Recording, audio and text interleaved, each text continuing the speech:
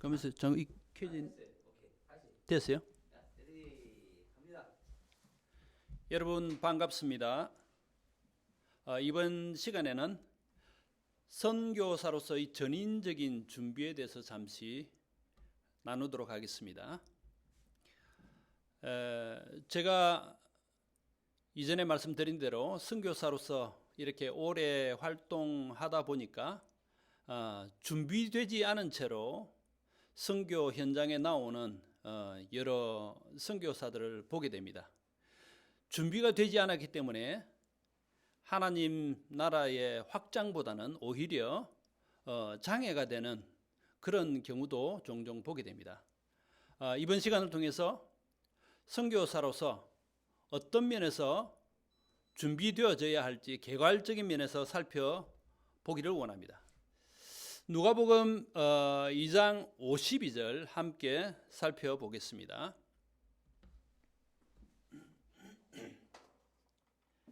누가복음 2장 52절을 보면 예수님께서 어떻게 성장하셨는가, 예수님을 통해서 균형 잡힌 성장의 모습을 볼 수 있습니다. 예수님께서는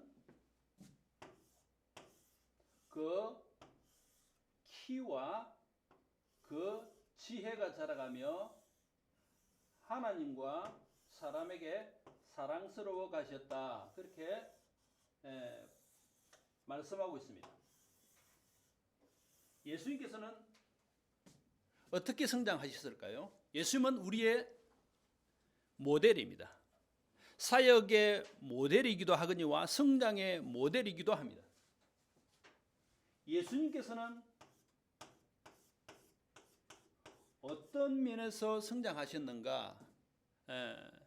오늘 누가복음 2장 52절 통해서 이 네 가지 방면에서 예수님께서 골고루 성장하셨다는 것을 우리는 알 수가 있습니다. 첫째로 예수님께서는 어떤 면에서 성장하셨습니까? 예수는 그 지혜와 그 키가 자라갔다고 말씀하고 있습니다. 예수님은 키가 성장하셨습니다. 키가 성장했다. 육체적으로 성장했다는 말씀이죠. 그래서 예수님은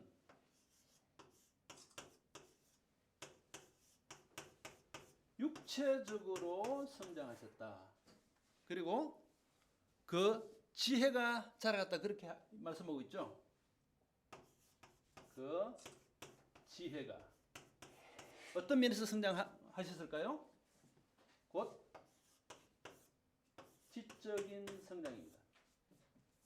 그러니까 예수님은 건강한 육체를 가지셨습니다. 그리고 성장하셨습니다. 그리고 지혜가 성장하셨습니다. 지적으로 성장하셨다는 말씀입니다.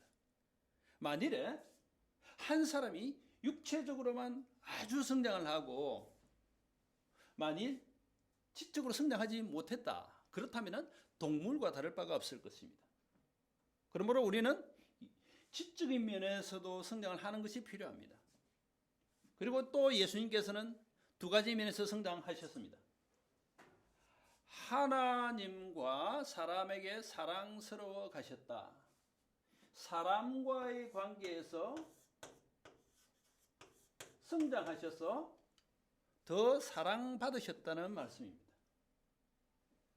사람과의 관계에서 성장했다는 것은 어떤 면에서의 성장일까요?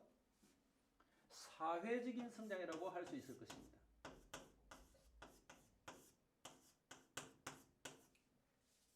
그리고 예수님께서는 하나님과의 관계에서 성장하셨습니다. 당연히 영적인 성장이 되겠죠. 이것이 바로 예수님의 균형 잡힌 성장입니다. 만일 우리가 선교사로서 나아가기를 원한다면 이런 네 가지 영역에서 균형 잡힌 성장을 한 상태에서 나아갈 때 우리가 올바른 기능을 갖춘 그러한 선교사가 될 수 있을 것입니다. 우리는 육체를 가졌습니다. 육체적인 면을 무시하고 오직 영적인 면만을 강조한 그러한 상태로 우리는 선교할 수 없습니다. 예를 들어서 우리가 아주 몸이 안 좋다, 건강이 안 좋다, 아주 심한 질병에 걸렸다. 그러면은 선교를 하고 싶어도 할 수가 없다는 말씀입니다. 그러므로 우리는 육체적으로 성장하고 지적으로 성장하고 사회적으로 성장하고 영적으로 성장해서 나아갈 때 참으로 역할을 제대로 감당하는 그러한 선교사가 될 수 있습니다. 자, 그러면은 우리가 이 육체적으로 온전한 건강을 갖추기 위해서 어떤 준비가 필요할까요? 무엇이 또 필요할까요?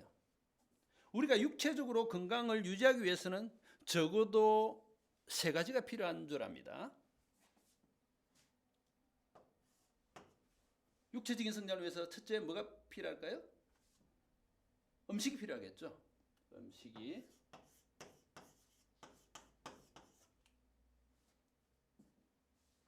우리가 만일 독이 있는 음식을 계속 이렇게 섭취를 하면은 어떤 결과가 나올까요? 당연히 병이 날 겁니다. 그래서 하나님께서는 먹을 음식과 먹지 말아야 할 음식에 대해서 잘 구약에서 설명하고 계십니다. 그래서 가능한 한 우리는 먹지 말아야 할 음식은 멀리하는 것이 필요합니다. 예를 들면 인스턴트 음식이라든지 오늘날 육가공한 그러한 음식들, 그런 음식들은 결코 건강에 좋지 않습니다. 가능한 한 자연적인 음식, 그리고 이 음식도 골고루 섭취하는 것이 필요하겠죠. 채소류, 또 만일에 육류를 먹는다면은 소고기나 양고기나, 그리고 만일 돼지고기를 먹는다면은 돼지고기 이런 비계 종류는 피하고 피는 피하고 살코기만 먹는다든지, 생선도 이렇게 좀 좋은 생선들, 깨끗한 생선, 신선한 생선, 이런 생선을 먹는 것이 또 필요하고, 또 채소 종류, 과일 종류, 이렇게 다양한 음식을 섭취함을 통해서 우리는 건강을 유지할 수 있습니다. 그래서 필요하면은 음식에 관해서 공부를 좀 하시고 다양한 음식, 좋은 음식 잘 구별해서 섭취를 함을 통해서 건강을 유지하는 것이 필요한 줄 압니다. 그리고 또 두 번째로는 운동이 필요하겠죠. 만일 계속 잘 먹기만 하고 운동을 하지 않는다면 이 건강을 유지할 수가 없을 것입니다. 자기에게 필요한 운동을 하십시오. 걷기도 괜찮고 수영도 괜찮고 맨손 체조도 괜찮고 아무쪼록 자기에게 적합한 운동을 하는 것이 필요한 것입니다. 만약 심장병이 있는 그런 환자가 아주 과격한 운동을 해서도 안 되겠죠. 자기에게 적합한 그러한 운동이 있을 줄 압니다. 그리고 또 세 번째로 우리의 육체적인 건강을 위해서 무엇이 필요하겠습니까? 휴식이 필요할 것입니다. 하나님께서는 구약에서 안식일을 허락해 주셨어요. 그래서 이 안식도 이 사명으로 여기고 휴식을 하는 것이 필요한 줄 압니다. 한국 선교사들은 대부분 다 이제 해외에 나가면 아주 과격하게 밀어붙이는 식으로 사역을 많이 해요.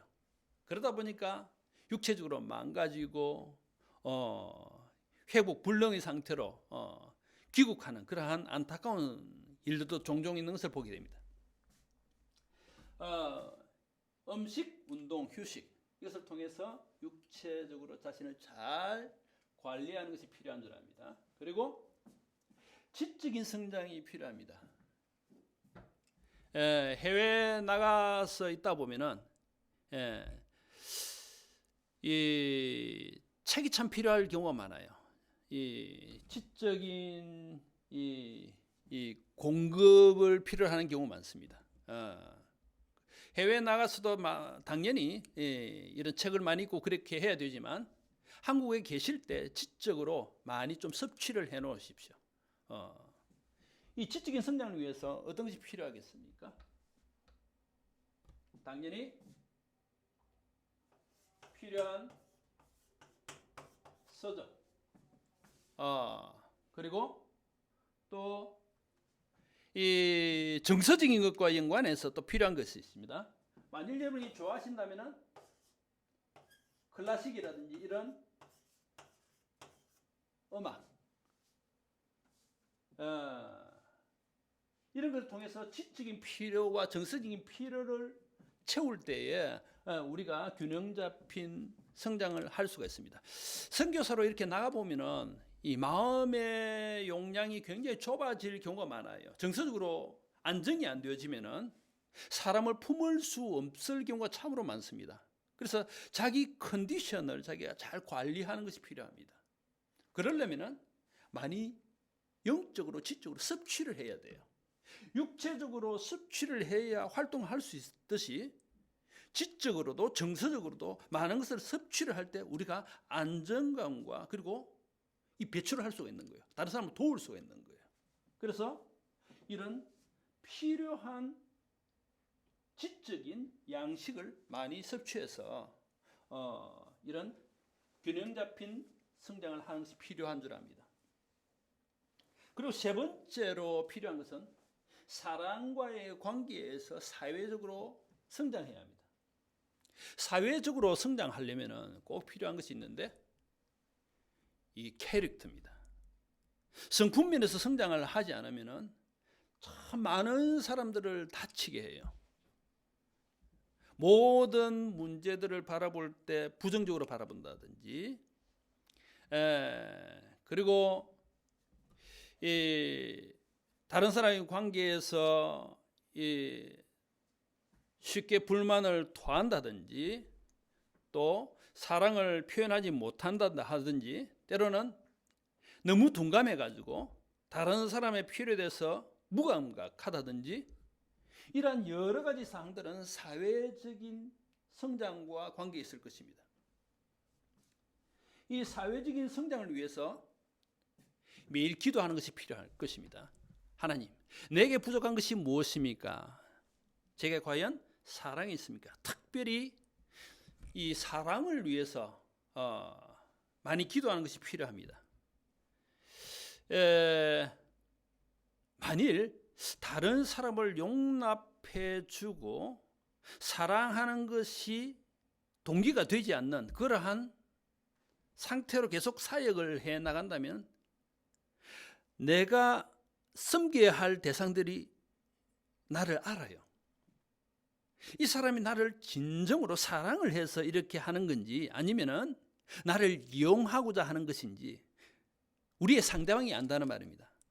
그래서 우리가 어떻게 하든지 사랑이 동기가 돼서, 특별히 저는 해외에서 선교를 하면서 제가 양육해야 할 형제 자매들을 대할 때 제 자식으로 이렇게 여기고자 많이 그렇게 생각하고 섬깁니다. 예를 들어서 우리 형제 자매 중에 하나가 다리가 부러졌다 그러면은 저는 길게 생각하지 않고, 도울까 말까 길게 생각하지 않고, 만일에 내 딸이 다리가 부러졌다면 어떻게 할 것인가, 길게 생각할 것이 없더라고요. 당연히 도와줘야죠. 내 딸이 만일 배가 아프다면 어떻게 할 것인가, 당연히 치료해 줘야죠. 배가 고프다면 어떻게 해야 되겠습니까? 당연히 먹을 것 줘야죠. 입을 것이 없다면 어떻게 하겠습니까? 당연히 입을 것 줘야죠. 공부하는데 필요한 것이 있다. 어떻게 해야 되겠습니까? 그가 해결할 방법이 없다. 그러면은 하나님께서 내가 도와줘야 할 것을 필요를 보게 하셨으니까 내가 당연히 도와줘야 되지 않겠습니까? 그래서 모든 것을 사랑의 눈으로 바라볼 때 사회적인 면에서 어려움이 없을 것입니다. 다른 사람과의 관계에서 어려움이 없을 거예요. 그래서 특별히 사랑을 위해서 많이 기도하면 좋을 것 같습니다. 그리고 사랑의 용량이 키워질 때 다른 사람을 다 품을 수 있는 거예요. 선교지에서 내가 품는 만큼 사역의 용량도 달라지리라 생각합니다. 내 마음이 좁아서 내가 품을 수 있는 사람이 이 정도밖에 안 되면은 사역의 용량도 이 정도밖에 안 되는 겁니다. 그런데 내가 마음을 많이 넓힐 수 있어가지고 다른 사람을 다 품어줄 수 있다면은 내 품 안에 들어올 수 있는 사람들은 다 내 사역권 안에서 주님을 경험하고 성장할 수 있지 않겠습니까? 그렇기 때문에 이 사회적인 면에서 성장할 수 있도록 이렇게 꾸준히 기도하고 때로는 만일에 결혼을 했다면 아내에게 내가 혹시 고쳐야 할 점이 없는지 물어보는 것도 필요할 것입니다. 자, 그리고 이 네 번째, 이 영적인 면에서 성장입니다. 영적인 면에서 준비되지 않으면 어떻게 선교를 할 수가 있겠습니까? 준비되지 않은 상태로 어떻게 다른 사람을 주님께로 인도할 수 있겠습니까? 복음 전하는 방법을 알지 못한 상태로 어떻게 선교할 수 있겠습니까? 복음을 전하고 나서 그 사람이 만일 예수님을 믿게 되었다, 거듭나게 되었다. 그렇다면 당연히 성장해야 되지 않겠습니까? 내가 양육하는 방법을 모르는데 어떻게 선교지에서 다른 사람을 도울 수 있겠습니까?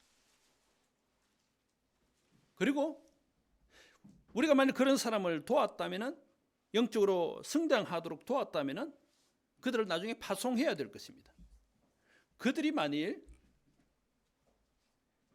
지속적으로 나의 도움을 받는 그런 욕구가 없고 나를 따르고자 하는 그런 욕구가 없다면 우리가 어떻게 그를 파송해서 지속적으로 양육할 수 있겠습니까?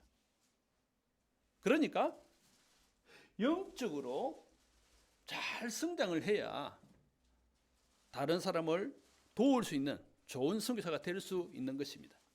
특별히 영적으로 성장하기 위해서 꼭 필요한 것이 있습니다. 그것은 하나님과의 관계입니다. 하나님과의 관계에서 더 하나님을 알아가고 천국의 어떠함을 알아가고 그럴 때 하나님께서 부어주시는 은혜가 나를 통해서 다른 사람에게 흘러갈 수 있는 겁니다. 그래서 매일 아침 말씀을 통해서 영적인 양식인 말씀을 통해서 영적인 양식을 섭취하십시오. 그럴 때 영적으로 강건한 사람이 될 수 있는 겁니다. 영적으로 허약한 상태에서는 결코 다른 사람을 도울 수 없는 겁니다. 우리가 잘 아는 대로 영적으로 하나님과 교제하는 데는 두 가지 방법이 있습니다. 그죠? 하나는 말씀입니다. 또 하나는 기도입니다. 하나님께서는 말씀을 통해서 우리에게 우리의 영적인 필요를 깨닫게 하시고 말씀을 해주시는 겁니다. 때로는 물론 직접적인 특별한 방법으로 자신을 계시해 주실 수 있지만 일반적으로 이미 계시해 주신 하나님의 말씀으로 우리에게 자신의 뜻을 알려주십니다. 매일 아침 다른 사람과 만나기 전에 먼저 하나님과 교제하십시오. 하나님의 말씀을 보십시오. 하나님의 말씀을 묵상하십시오. 하나님께서 그 말씀을 통해서 내게 무엇을 알려주시기를 원하시는가? 말씀을 통해서 자신을 성찰하십시오.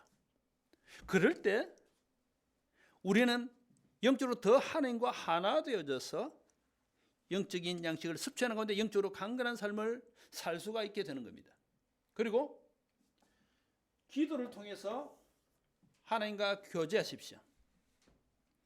기도를 통해서 우리의 필요를 하나님께 아뢰십시오. 선교사로 나가기 전에 하나님과 교제하는 면에서 훈련되지 않으면 나가서 주님과 교제가 더 밀착 되리라는 보장이 없습니다. 특별히 이 두 가지 면에서 말씀을 섭취하는 면에서 기도하는 면에서 훈련하십시오. 말씀을 섭취하는 면에서는 5가지가 있을 줄 압니다. 첫째로는 주일날이나 아니면은 모임에서 하나님의 말씀을 듣는 게 있겠죠. 듣기가 있습니다. 그죠?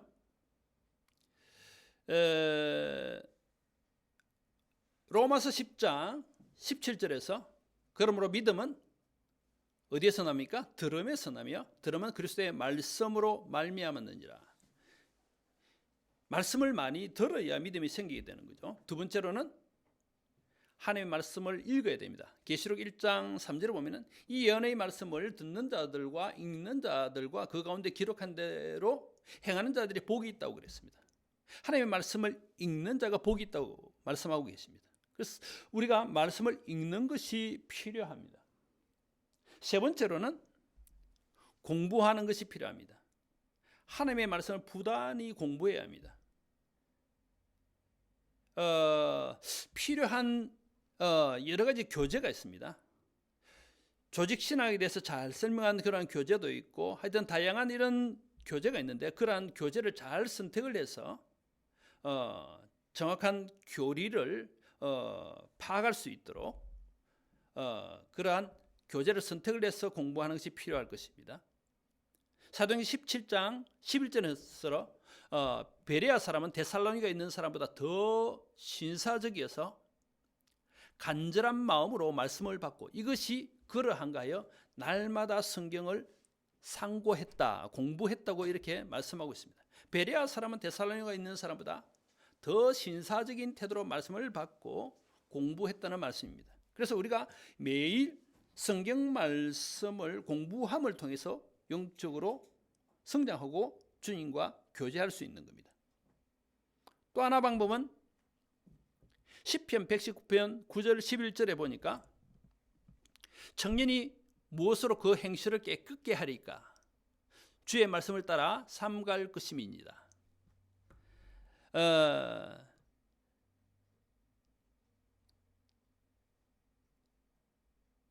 그 자신을 깨끗게 하기 위해서 하나님의 말씀을 내 마음에 두었나이다. 이렇게 시편 기자는 고백하고 있습니다.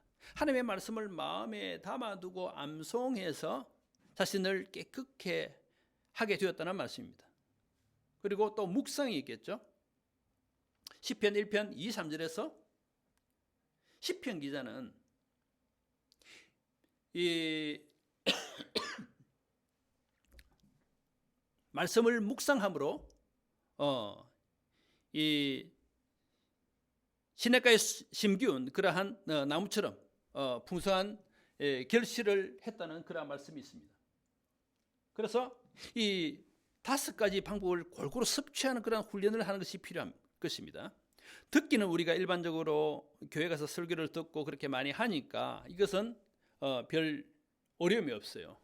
그런데 들을 때도 이 올바른 태도로 듣는 것이 필요하겠죠. 읽는 것, 하나님의 말씀을 읽는 것, 그래서 훈련을 계속하는 것이 필요합니다. 빨리 읽는 방법도 있고 천천히 읽는 방법도 있는데 아무튼 여러 번 반복해서 하나님의 말씀을 읽음을 통해서 우리는 하나님과 교제할 수가 있습니다. 공부, 암송, 묵상을 통해서 다른 사람의 도움이 없을지라도 스스로 하나님과 교제하는 면에서 훈련이 되지 않으면 영적으로 자립을 할 수가 없게 되고 좋은 선교사라고 할 수가 없을 것입니다. 그러므로 하나님의 말씀을 끊임없이 섭취하는 이런 훈련을 하십시오. 그리고 이 말씀으로 다른 사람을 인도하는 법들을 계속 개발하십시오. 그리고 주님과 대화를 하십시오. 나의 필요를 주님께 아뢰기도 하거니와 하나님의 뜻을 듣고자 하는 열린 마음으로 주님과 대화를 하십시오. 그럼을 통해서 주님과의 교제를 통해서 영적인 면에서 성장하는 것이 필요할 것입니다. 이렇게 균형 잡힌 성장을 하지 않으면 아주 편협한 선교사, 아니면 아주 이기적인 선교사, 아니면은 육체적으로 허약한 선교사, 지적으로 모자란 그런 선교사, 영적으로 덜 준비된 선교사, 이런 선교사가 되어서 롱런하기 힘든, 중간에 사역을 하다가 도로 철수해야만 하는 그러한 경우가 종종 생기게 될 겁니다. 제가 선교를 하면서 이러한 사례들을 너무 많이 보게 되었습니다. 그러므로 이것은 선교사로서의 전인적인 이 기본적인 준비예요. 이 네 가지 면에서 예수님처럼 균형 잡힌 성장을 함을 통해서 자신을 예비해서 좋은 선교사로 준비되고 쓰임받는 여러분이 되시기를 바랍니다.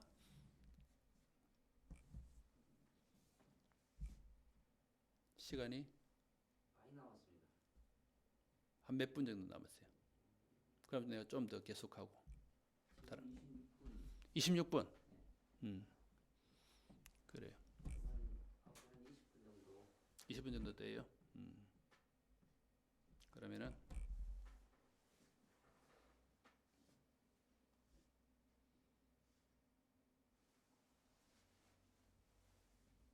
지금 끌었죠?